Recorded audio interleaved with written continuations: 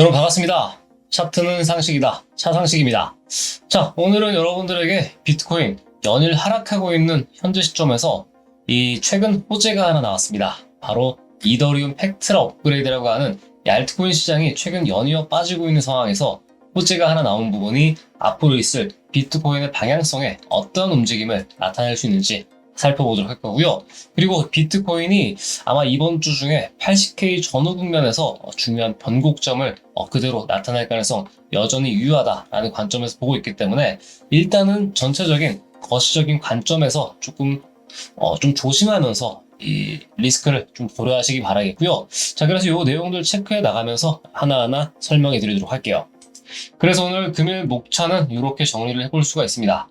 5월 7일자 한 달여 정도로 남아있는 이더리움의 이 팩트라 업그레이드에 대한 내용, 그리고 비트코인에 대한 기술적 분석인데 다음 주 흐름까지도 같이 전체적으로 살펴보는 시간 갖도록 할게요.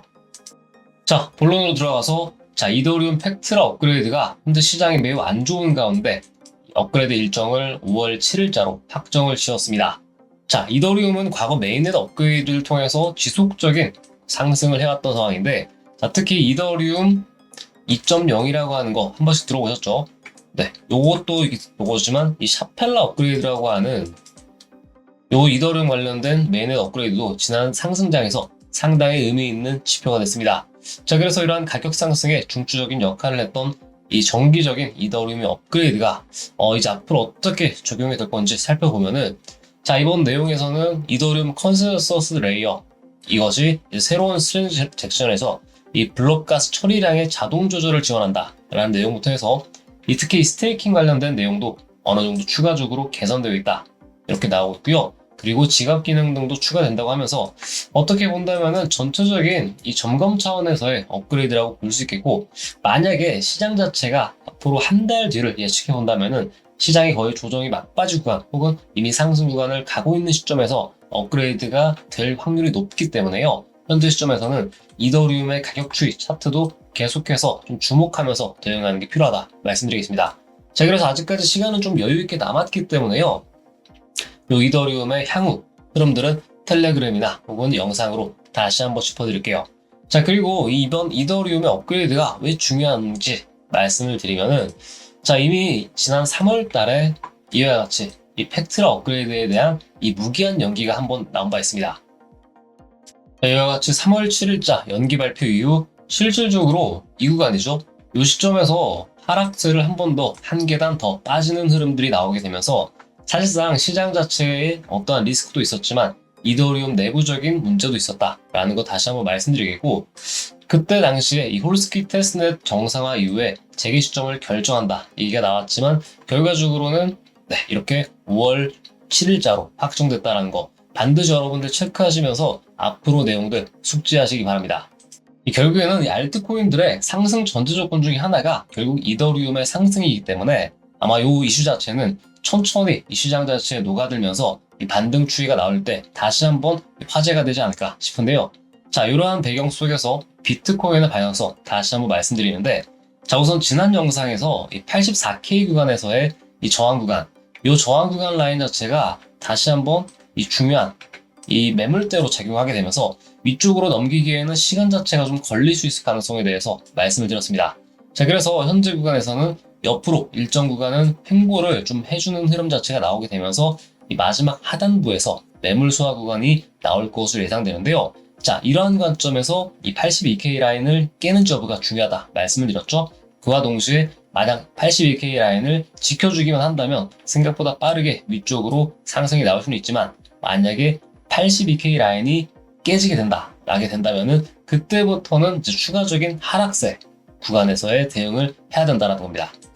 특히나 80K 이탈 가능성을 크게 열어놓고 대응해야 될 시점이다 볼 수 있지만, 이 전형적인 역회전 숄더 패턴도 현재 완성될 수 있는 마지막 자리 구간에 있기 때문에요. 현재 시점에서는 요 라인 부분들, 요 라인 구간에서의 역회전 숄더 패턴, 요 구간에서의 흐름 자체가 상당히 중요한 시점인데, 이 상승 흐름을 현재 만들지 못했기 때문에 하방 라인에서 한 번 더 추가적인 조정이 예상된다 보고 있고요.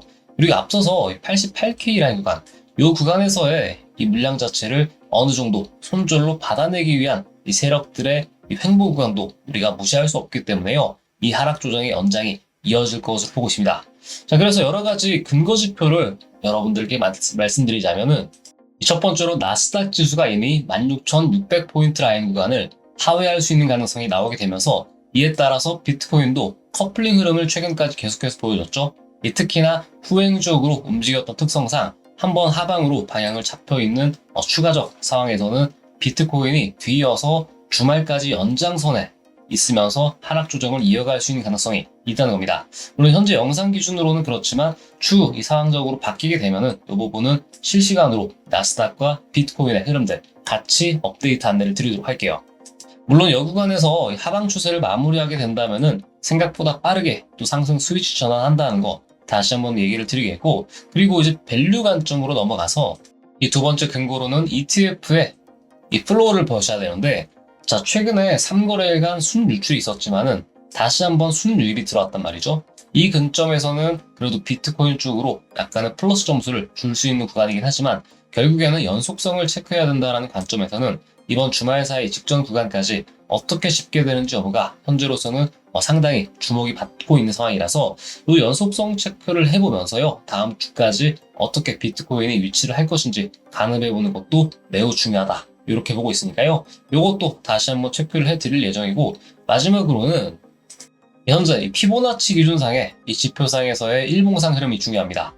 자, 현재 저점과 고점을 한데 이어놓은 피보나치 라인을 그어보면은 현재 0.618 구간이 딱 현재의 81.6K 구간의 지지 구간으로 잡힙니다.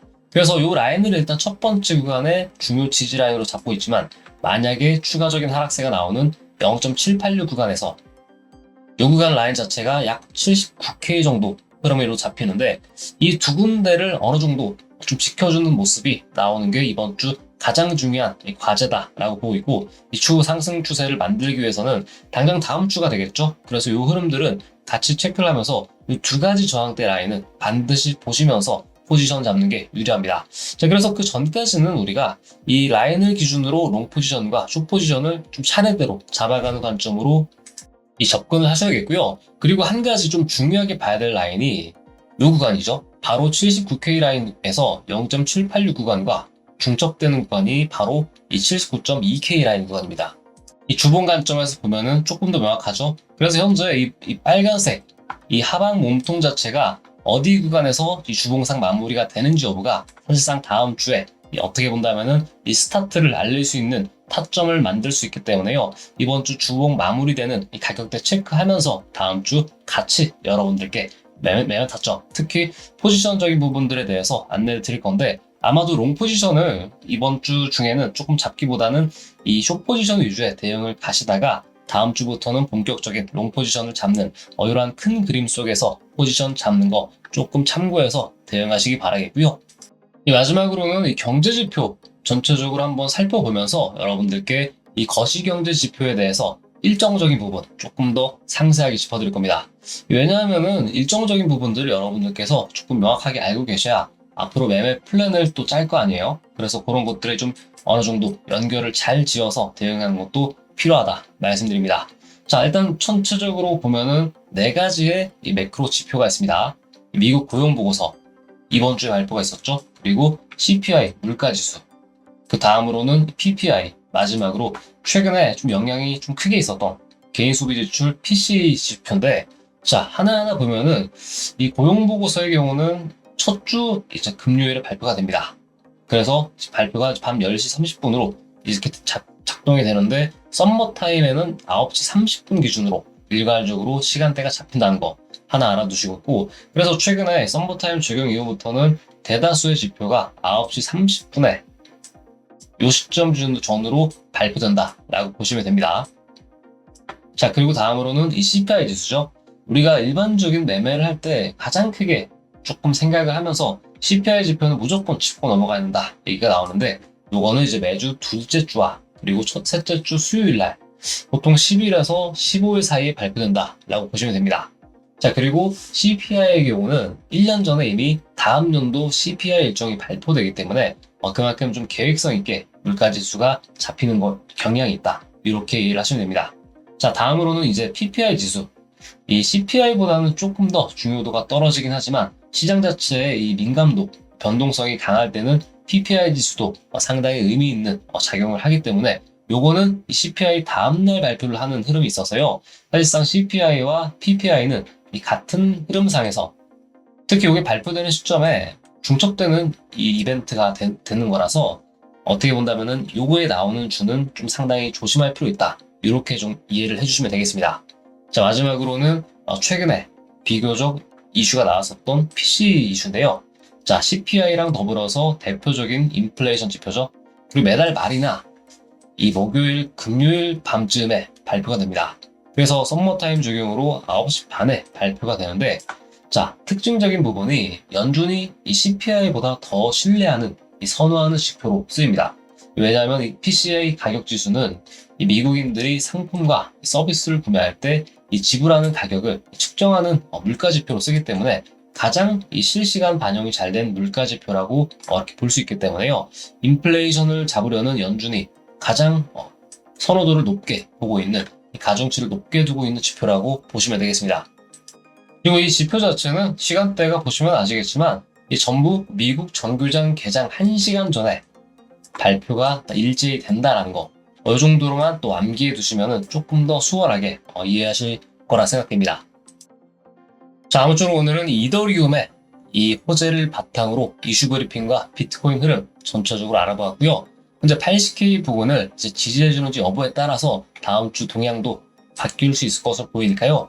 최대한 이 포지션은 조금 보수적으로 대응하시되 리스크 관리를 잘 신경 쓰는 한 주 마무리 하시기 바랍니다. 아무쪼록 오늘 여기서 영상 마무리하도록 하고요. 저는 또 다음 시간에 뵙겠습니다. 시청해주셔서 감사합니다.